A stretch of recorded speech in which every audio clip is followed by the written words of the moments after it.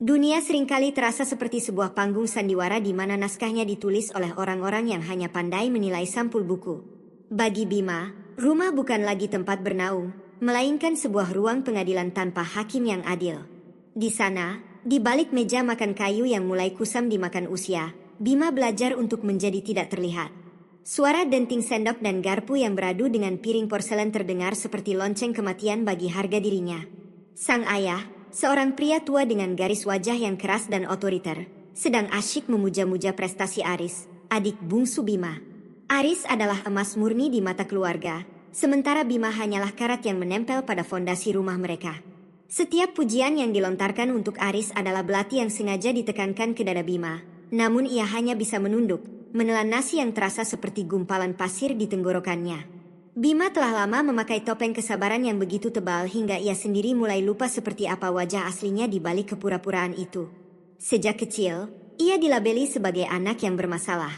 Bukan karena ia melakukan kejahatan, tetapi karena ia memilih untuk diam, memilih untuk bekerja kasar demi menambal lubang ekonomi keluarga yang menganga. Baginya, keringat adalah bahasa kasih sayang yang paling jujur. Namun, di mata dunia yang dangkal, keringat hanyalah simbol dari rendahnya derajat. Ia menyerap setiap hinaan, setiap tatapan merendahkan dari kerabat yang datang berkunjung, seolah-olah semua itu adalah kebenaran absolut. Bima mulai percaya bahwa dirinya memang sebuah kesalahan, sebuah produk gagal dari garis keturunan yang seharusnya gemilang.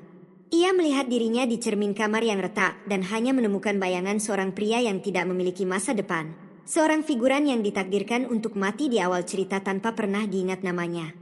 Kesadaran itu merayap pelan seperti kabut dingin yang menyelimuti sisa-sisa kewarasannya.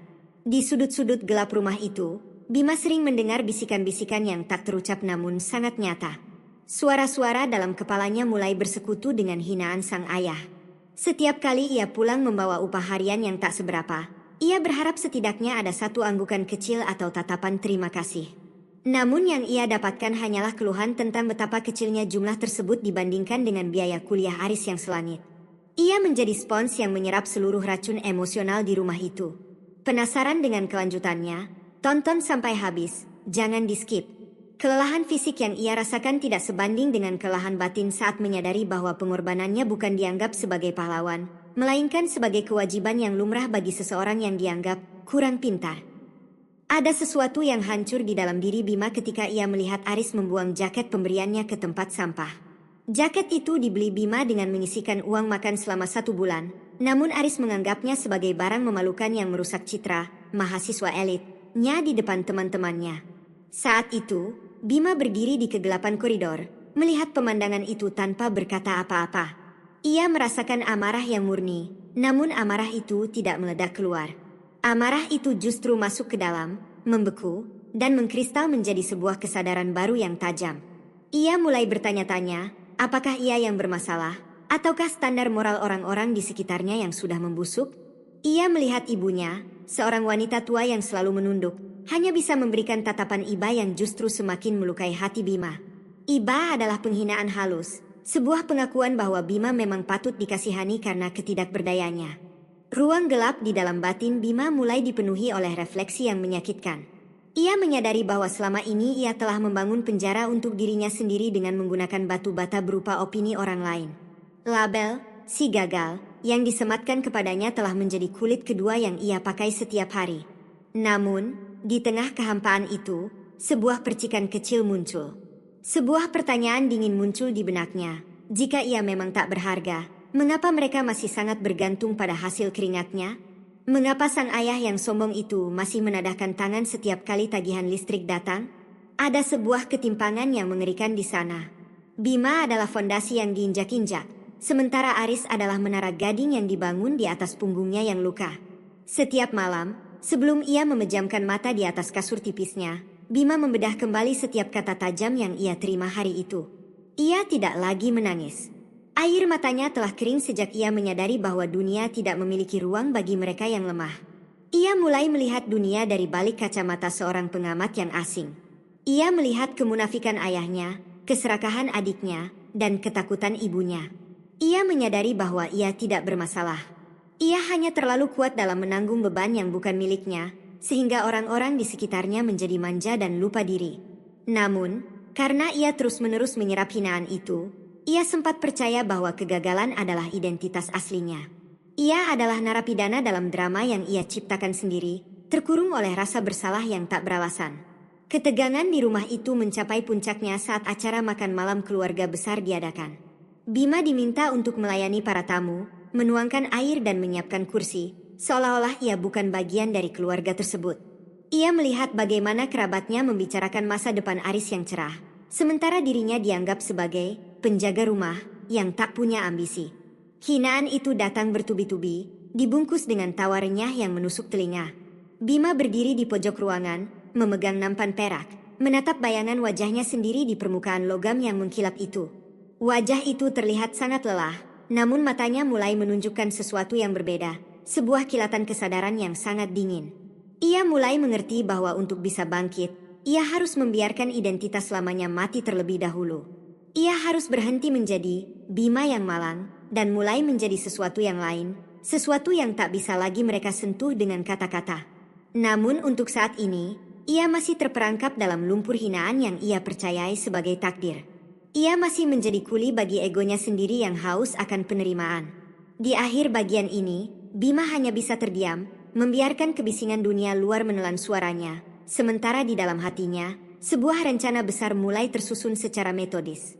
Ia sadar, ada yang salah dengan dunia ini, dan kesalahan itu bukan terletak pada dirinya, melainkan pada bagaimana ia mengizinkan orang lain menentukan harganya. Ia adalah pengarang cerita yang selama ini membiarkan orang lain memegang penanya, dan malam itu, ia memutuskan untuk merampas kembali pena tersebut, meskipun tangannya harus berdarah. Perubahan tidak pernah datang dengan teriakan. Ia datang dalam keheningan yang mematikan. Bima mulai menyadari bahwa selama ini ia adalah arsitek dari penderitaannya sendiri karena ia memberikan izin kepada orang lain untuk meruntuhkan harga dirinya. Maka, langkah pertama yang ia ambil adalah menarik diri sepenuhnya dari panggung sandiwara keluarga itu. Ia tetap berada di sana, bernapas di ruang yang sama, namun jiwanya telah bermigrasi ke sebuah tempat yang tak terjangkau oleh makian sang ayah maupun kesombongan Aris. Ia berhenti membela diri. Ia berhenti menjelaskan. Karena ia paham, penjelasan adalah bentuk permohonan agar dipahami, dan ia tidak lagi butuh dipahami oleh orang-orang yang buta secara empati. Di meja makan, saat sang ayah kembali melontarkan sindiran tentang betapa rendahnya pekerjaan Bima dibandingkan masa depan Aris yang gemilang, Bima hanya menatap piringnya dengan ketenangan seorang pembedah mayat. Tidak ada lagi otot rahang yang mengeras, tidak ada lagi tatapan mata yang terluka. Ia hanya diam, menyesap air putihnya dengan gerakan yang sangat pelan dan terkontrol. Ketenangan itu justru mulai menciptakan atmosfer yang mencekam. Sang ayah yang terbiasa melihat Bima tertunduk gelisah, kini merasa seolah-olah sedang berbicara kepada dinding batu yang dingin. Ada sesuatu yang berbahaya dari seseorang yang sudah tidak lagi terpengaruh oleh kata-kata. Bima sedang membangun benteng mental, sebuah ruang gelap di mana ia mengasah senjatanya. Keterampilan teknis yang selama ini ia pelajari secara sembunyi-sembunyi di sela waktu kerja kasarnya. Setiap malam, ketika rumah sudah terlelap dalam kemunafikan, Bima menghabiskan waktu di depan layar komputer tua yang ia beli dari pasar Loa. Di sana, ia membedah algoritma, mempelajari sistem manajemen data, dan mengasah logika yang selama ini terkubur di bawah tumpukan semen dan batu bata. Ia menemukan bahwa dunia digital jauh lebih jujur daripada keluarganya sendiri. Di sana, jika kau memberikan input yang benar, kau akan mendapatkan hasil yang tepat. Tidak ada pilih kasih, tidak ada label, anak bermasalah. Identitas barunya mulai terbentuk. Di siang hari, ia adalah pria lusuh yang mengangkat beban, namun di malam hari, ia adalah penguasa atas baris-baris kode yang akan menjadi tiket kebebasannya. Ia mulai melihat dirinya bukan lagi sebagai kuli, melainkan sebagai seorang perancang strategi yang sedang menunggu momentum untuk melakukan skakmat. Pembalikan harga diri itu dimulai saat Aris, sang anak emas, pulang dengan wajah pucat pasi. Kesombongan yang biasanya melekat di wajahnya luntur, digantikan oleh keringat dingin ketakutan. Ia telah melakukan kesalahan fatal, terjerat dalam hutang judi daring dan ancaman dari orang-orang gelap yang tidak mengenal kata maaf. Di ruang tamu, di bawah lampu yang temaram, Aris menangis di kaki sang ayah, memohon bantuan untuk melunasi hutang yang jumlahnya setara dengan seluruh aset rumah mereka. Sang ayah tertegun, otoritasnya rancu seketika. Pria tua itu menatap Bima dengan mata yang memohon, sebuah tatapan yang belum pernah Bima lihat selama puluhan tahun. Namun, Bima tidak memberikan simpati. Ia berdiri di ambang pintu, bersedekap, menatap pemandangan itu seolah sedang menonton sebuah drama picisan yang membosankan. Bantu adikmu, Bima. Kamu punya tabungan, kan? Kamu sulung, ini tugasmu. Suara sang ayah bergetar, mencoba menggunakan sisa-sisa kekuasaan lamanya untuk memanipulasi Bima. Bima hanya tersenyum tipis, sebuah senyuman yang tidak mencapai matanya. Senyum itu terasa lebih menusuk daripada 1000 makian. Ia melangkah mendekat, namun bukan untuk merangkul Aris, melainkan untuk mengambil segelas kopi yang masih mengepul. Ia mengisapnya dengan tenang, membiarkan keheningan itu menyiksa mereka selama beberapa menit. Di kepala Bima, suara-suara lama yang dulu menghancurkannya kini telah bungkam, digantikan oleh kesadaran yang tajam bahwa ini adalah saat di mana keadilan batiniah ditegakkan. Tugas. Bima akhirnya bersuara. Suaranya rendah, berat, dan tanpa emosi. Bukankah tugas si gagal hanyalah menjadi penonton bagi kesuksesan sang bintang? Kalian bilang aku adalah investasi yang rusak. Mengapa kalian sekarang meminta investasi yang rusak ini untuk memperbaiki sesuatu yang kalian sebut sempurna? Kata-kata itu seperti pisau bedah yang membedah luka lama. Aris mendongak, matanya merah karena tangis. Namun ia tidak berani membalas tatapan Bima. Ia melihat seorang pria yang berbeda. Seorang pria yang tidak lagi memiliki celah untuk disakiti. Bima telah menjadi berbahaya secara mental karena ia tidak lagi memiliki keinginan untuk disukai. Ia telah melepaskan kebutuhan untuk menjadi anak yang baik atau kakak yang berkorban. Ketegangan mencapai puncaknya ketika para penagih hutang mendatangi rumah mereka, berteriak dan menggedor pintu dengan kekerasan. Sang ayah gemetar, ibunya menangis ketakutan di pojok ruangan. Namun Bima, dengan langkah yang santai, membuka pintu. Ia berdiri di sana, seorang diri, menghadapi pria-pria bertubuh besar dengan tatapan yang sangat datar, seolah-olah mereka hanyalah gangguan kecil di sore hari. Ia tidak memohon, ia tidak melawan dengan fisik. Ia hanya menyerahkan sebuah dokumen kecil yang ia cetak malam sebelumnya. Sebuah bukti bahwa ia telah melacak aliran dana mereka dan memiliki celah hukum yang bisa menjebloskan mereka ke penjara jika mereka tidak segera angkat kaki. Pengetahuan adalah kekuatan, dan Bima telah menjadi pemegang kekuatan itu tanpa ada yang menyadarinya. Para penagih itu terdiam, melihat ketenangan di mata Bima yang seolah berkata bahwa ia siap melakukan apa saja jika mereka melampaui batas. Mereka pergi dengan gerutu, meninggalkan rumah yang kini sunyi senyap. Sang ayah mencoba memegang bahu Bima, ingin mengucapkan terima kasih atau mungkin sekadar mencari perlindungan. Namun, Bima dengan halus mengelak. Sentuhan itu terasa asing, seperti sisa-sisa dari masa lalu yang sudah ia kubur. Ia menatap ayahnya dan Aris satu persatu. Jangan salah sangka, ucapnya dingin. Aku tidak melindungi kalian. Aku hanya sedang membersihkan sampah dari teras rumahku sebelum aku pergi untuk selamanya. Malam itu, Bima mengemasi barang-barangnya ke dalam satu tas ransel sederhana. Ia tidak membawa banyak hal, karena harta paling berharganya ada di dalam kepalanya. Identitas barunya sebagai seorang pria yang tenang dan tak bisa dimainkan lagi telah matang sempurna. Ia melihat ibunya yang berdiri di dapur dengan mata sembab. Bima mendekat, mencium tangan wanita itu, dan menyelipkan sebuah amplop tebal berisi uang yang cukup untuk masa tua sang ibu. Namun ia membisikkan satu hal, jangan berikan 1 sen pun kepada mereka. Biarkan mereka belajar bagaimana rasanya menjadi aku selama puluhan tahun. Ia melangkah keluar dari rumah itu tanpa sekalipun menoleh ke belakang. Di bawah cahaya lampu jalan yang redup, bayangan Bima terlihat panjang dan tegak. Ia bukan lagi pria yang menyerap hinaan. Ia adalah pria yang telah mengubah setiap hinaan itu menjadi bensin untuk api kesadarannya. Ia bergerak menuju kegelapan malam dengan kepastian seorang penguasa yang baru saja merebut kembali tahtanya. Dunia mungkin masih menganggapnya sebagai mantan kuli, namun di balik mata yang dingin itu, sebuah kerajaan mental telah berdiri kokoh, siap menghadapi apapun yang akan dilemparkan oleh takdir selanjutnya. Ia tidak lagi mengejar pengakuan, ia telah menjadi pengakuan itu sendiri. Langkah kaki Bima tidak lagi mengeluarkan suara yang berat seperti saat ia masih memikul beban semen di bahunya.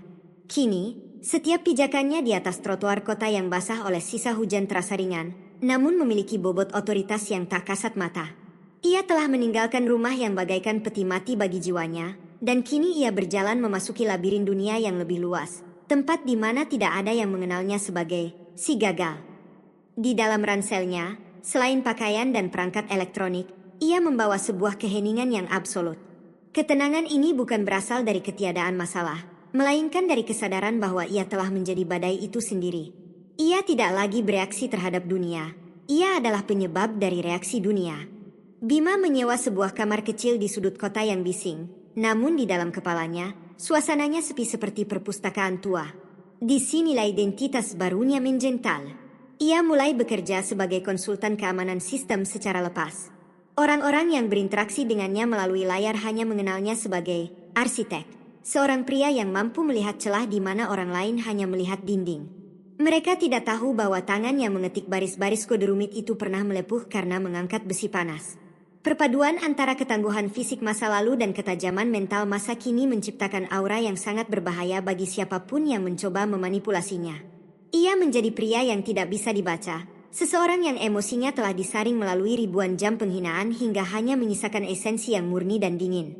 Suatu sore, di sebuah kafe kelas atas tempat ia sering bekerja secara anonim, ia secara tidak sengaja melihat seorang pengusaha sukses, Pak Setiawan, yang sedang terjebak dalam perdebatan sengit dengan beberapa mitra bisnisnya.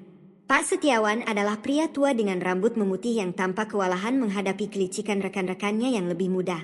Bima mengamati dari pojok ruangan, menyeruput kopi hitamnya tanpa gula. Ia melihat pola yang sama seperti di rumahnya dulu, yang lemah secara mental sedang dikeroyok oleh para pemangsa yang merasa di atas angin. Namun, kali ini, Bima memiliki alat untuk mengubah alur cerita tersebut. Tanpa diminta, ia mendekati meja mereka dengan gerak-gerik yang sangat tenang, hampir seperti predator yang menyamar menjadi udara. Kehadiran Bima di meja itu menciptakan pergeseran tekanan udara. Salah satu pria muda di sana mencoba meremehkan Bima dengan tatapan menghina, namun ia terhenti ketika melihat mata Bima. Mata itu tidak memiliki rasa takut, tidak memiliki kemarahan, hanya ada kejernihan yang mengerikan, seperti menatap ke dalam dasar sumur yang tak berujung. Bima meletakkan satu catatan kecil di depan Pak Setiawan, sebuah analisis instan tentang lubang dalam kontrak yang sedang mereka perdebatkan. Tindakan ini dilakukan tanpa satu kata pun terucap. Ketegangan di meja itu membeku. Para mitra bisnis yang licik itu mencoba menggertak, namun Bima hanya berdiri di sana, diam, membiarkan keheningan darinya menekan mental mereka hingga mereka merasa telanjang dan bodoh. Di titik inilah Bima benar-benar memahami filosofi bahwa manusia akan menjadi kuat saat melindungi seseorang. Namun, kali ini ia tidak melindungi karena kewajiban yang menghancurkan diri, melainkan karena ia memilih untuk melakukannya dari posisi kekuatan. Ia melindungi Pak Setiawan bukan karena ia merasa rendah, tapi karena ia melihat dirinya sendiri yang dulu di dalam kerapuhan pria tua itu. Bedanya, kini Bima adalah pedang yang sudah terasah. Pak Setiawan, yang menyadari bahwa anak muda di depannya ini memiliki kapasitas mental yang jauh melampaui penampilannya, segera mengakhiri rapat itu dan menawarkan Bima sebuah posisi yang akan mengubah hidupnya selamanya. Namun, Bima tidak langsung menerima dengan antusiasme seorang pemula. Ia menatap Pak Setiawan dengan kesadaran yang tajam. Ia menetapkan syarat-syaratnya sendiri. Ia tidak ingin menjadi karyawan, ia ingin menjadi mitra yang berdiri sejajar. Ia tidak lagi mencari bos atau figur ayah. Ia sedang membangun dinastinya sendiri. Ketenangan Bima dalam bernegosiasi membuat Pak Setiawan merasa seolah-olah dialah yang sedang beruntung bisa merekrut Bima, bukan sebaliknya. Inilah pembalikan posisi yang sesungguhnya. Dunia mulai menyesuaikan diri dengan gravitasi yang diciptakan Bima. Bulan-bulan berlalu, dan kabar tentang seorang pemuda misterius yang menjadi tangan kanan sekaligus otak di balik kesuksesan Pak Setiawan mulai menyebar ke telinga keluarganya. Suatu hari, Bima menerima kunjungan dari adiknya, Aris, di lobi kantor mewahnya. Aris tampak kerdil di antara pilar-pilar marmer yang tinggi. Ia datang bukan untuk meminta maaf, melainkan dengan harapan bisa mendapatkan jatah dari kesuksesan kakaknya. Ia masih memakai pola pikir lama, menganggap Bima adalah pohon yang bisa ia goyangkan buahnya kapan saja. Bima turun menemui Aris, namun ia tidak membawanya ke ruang kantor. Ia membiarkan Aris menunggu di kursi lobi selama 3 jam. Ketika Bima akhirnya muncul, ia tidak terlihat marah. Ia hanya terlihat jauh. Aris mulai berbicara tentang kesulitan rumah, tentang hutang yang belum lunas, dan tentang betapa setianya keluarga menunggu Bima pulang. Bima mendengarkan dengan tatapan seorang ilmuwan yang sedang meneliti spesies yang hampir punah. Ia menyadari bahwa Aris tidak pernah berubah karena Aris tidak pernah dipaksa untuk hancur dan dibangun kembali. Kamu tahu, Aris, ucap Bima dengan suara yang begitu pelan namun menggema di telinga adiknya. Dulu aku percaya bahwa melindungi kalian adalah tujuanku. Aku membiarkan kalian memakan dagingku sampai aku hanya tersisa tulang. Tapi sekarang, aku sadar bahwa perlindungan terbaik yang bisa kuberikan kepadamu saat ini adalah membiarkanmu menghadapi dunia tanpa bayang-bayangku. Bima kemudian memanggil petugas keamanan untuk mengantar adiknya keluar. Tidak ada amarah, tidak ada dendam yang meluap-luap. Hanya ada keputusan yang dingin dan final. Bima tidak lagi mengejar cinta yang bersyarat. Ia telah menemukan kepuasan dalam kemandirian yang absolut. Di malam hari, Bima sering berdiri di jendela apartemennya yang menghadap ke lampu-lampu kota yang gemerlap. Ia merenungkan bagaimana dulu ia adalah suara yang diredam, dan kini ia adalah hening yang didengarkan. Ia menyadari bahwa identitas barunya sebagai pria yang berbahaya secara mental bukanlah tentang menyakiti orang lain, melainkan tentang ketidakmungkinan bagi orang lain untuk menyakitinya lagi. Ia telah mencapai tingkat kesadaran di mana pujian dan cacian terasa sama saja. Keduanya adalah kebisingan yang tidak bisa menembus kaca anti peluru dari harga dirinya. Ia mengingat kembali masa-masa di ruang gelap rumah lamanya, saat ia hampir menyerah pada label, si gagal. Kini, ia melihat bahwa kegagalan itu hanyalah fase kepompong yang menjijikkan namun perlu. Ia telah membedah dunia ini dan menemukan bahwa orang-orang yang paling keras berteriak biasanya adalah mereka yang paling rapuh di dalam. Sedangkan mereka yang diam, yang mengamati, dan yang telah kebal terhadap rasa sakit, adalah mereka yang benar-benar memegang kendali atas narasi hidup ini. Bima bukan lagi karakter dalam cerita orang lain. Ia telah merebut pena itu, dan setiap bab yang ia tulis sekarang adalah tentang dominasi yang tenang, tentang kekuatan yang tidak perlu pamer, dan tentang seorang pria yang akhirnya menang karena ia berani menghancurkan dirinya yang lama demi melahirkan dirinya yang sejati. Puncak dari sebuah pendakian bukanlah saat seseorang berdiri di atas tebing dan berteriak kepada dunia, melainkan saat ia mampu duduk dalam keheningan total di puncak tersebut, memandang ke bawah, dan tidak lagi merasakan getaran emosi terhadap jalur terjal yang pernah menghancurkan telapak kakinya.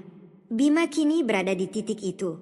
Dunia di sekitarnya telah berubah menjadi sebuah orkestra yang bergerak mengikuti ayunan tangannya, namun ia sendiri tetap diam, tak tersentuh oleh hiruk-pikuk pengakuan yang dulu sangat ia damba-dambakan. Ia tidak lagi mengejar siapapun, tidak juga mencari pembenaran atas masa lalunya yang kelam. Ia telah menjadi pusat gravitasi bagi hidupnya sendiri, di mana orang-oranglah yang kini harus menyesuaikan diri dengan orbit yang ia ciptakan. Keberadaannya di industri strategis kini menjadi legenda urban yang dibicarakan dalam bisikan-bisikan di ruang rapat direksi. Bima dikenal sebagai pria yang tidak memiliki celah emosional. Ia bisa duduk berjam-jam dalam negosiasi tanpa mengubah ekspresi wajahnya, membuat lawan bicaranya merasa seolah-olah mereka sedang mencoba bernegosiasi dengan gunung es. Ketenangan ini adalah senjata paling mematikan yang ia miliki. Ia tidak bisa digertak dengan kemarahan, tidak bisa disuap dengan sanjungan, dan tidak bisa dijatuhkan dengan pengkhianatan. Bagi Bima, semua itu hanyalah variabel dalam sebuah algoritma kehidupan yang sudah ia pecahkan kodenya di kamar sempit rumah lamanya dulu. Suatu malam, sebuah undangan makan malam tiba di meja kerjanya. Itu bukan undangan bisnis, melainkan sebuah reuni keluarga besar yang diadakan oleh kerabat jauh yang kini ingin terlihat dekat dengannya. Bima melihat kartu undangan itu dengan tatapan datar. 10 tahun yang lalu, ia mungkin akan datang dengan perasaan gelisah, berharap penampilannya yang sekarang akan membuat mereka menyesal. Namun sekarang, dorongan untuk membuktikan diri, itu telah lenyap sepenuhnya. Ia tidak butuh melihat wajah-wajah terkejut mereka untuk merasa menang.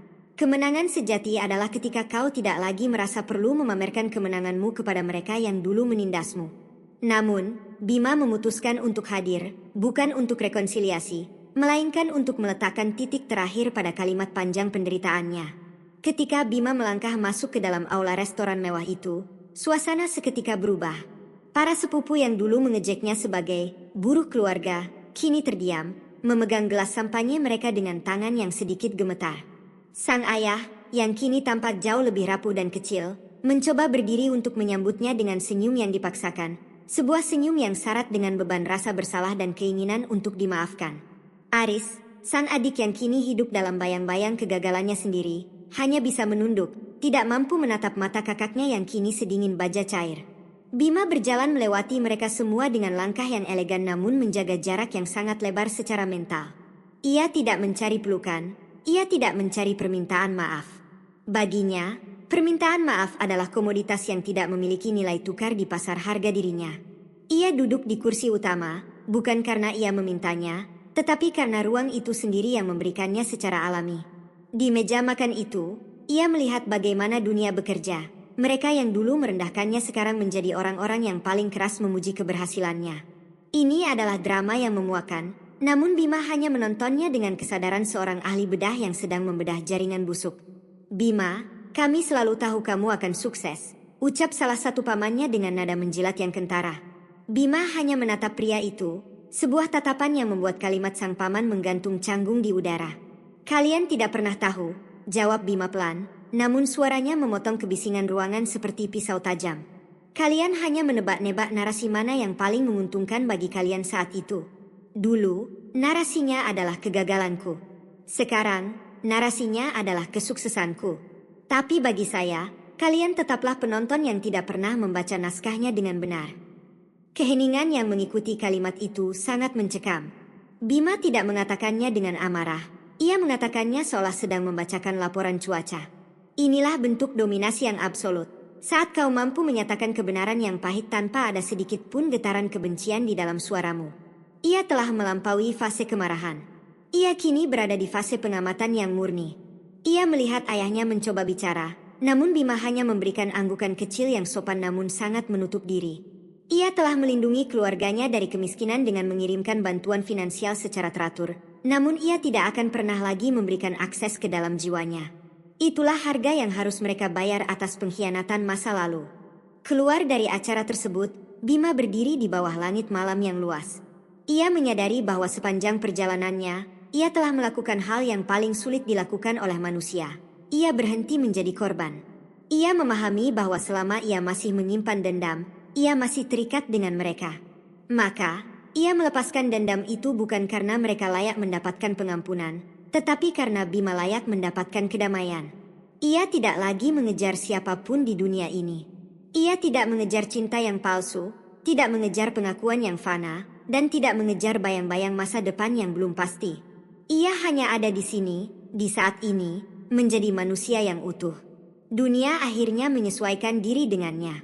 Peluang datang tanpa ia minta. Orang-orang hebat ingin berada di lingkaran terdekatnya, dan tantangan hidup terasa seperti permainan catur yang menyenangkan. Ia teringat kembali pada kutipan yang pernah ia baca. Manusia akan menjadi kuat saat melindungi seseorang. Kini ia sadar, seseorang yang paling perlu ia lindungi selama ini adalah dirinya sendiri. Versi kecil dari dirinya yang dulu menangis di ruang gelap, versi dirinya yang percaya pada label, si gagal. Ia telah melindungi anak kecil itu dengan membangun seorang pria yang tak terkalahkan di sekelilingnya. Sebagai penutup dari bab hidupnya yang dramatis ini, Bima menyadari sebuah rahasia besar yang hanya dipahami oleh para novelis terbaik dalam hidup mereka sendiri. Karakter utama tidak menjadi hebat karena ia menang dalam setiap perkelahian, tetapi karena ia tetap berdiri tegak setelah dunia menghancurkannya berkali-kali. Bima tidak lagi merasa perlu menulis akhir cerita yang manis. Baginya, kemampuan untuk terus menulis di atas kertas yang berdarah adalah kemenangan itu sendiri. Ia masuk ke dalam mobilnya, menutup pintu, dan dalam kesunyian interior kendaraan mewah itu, ia tersenyum tipis. Ia sudah sampai. Ia bukan lagi sang pengorban yang terlupakan. Ia adalah sang arsitek yang takkan pernah bisa dihapus dari sejarahnya sendiri. Dunia adalah panggungnya, dan malam ini, ia telah menyelesaikan naskah terbaiknya dengan tinta kesadaran yang abadi.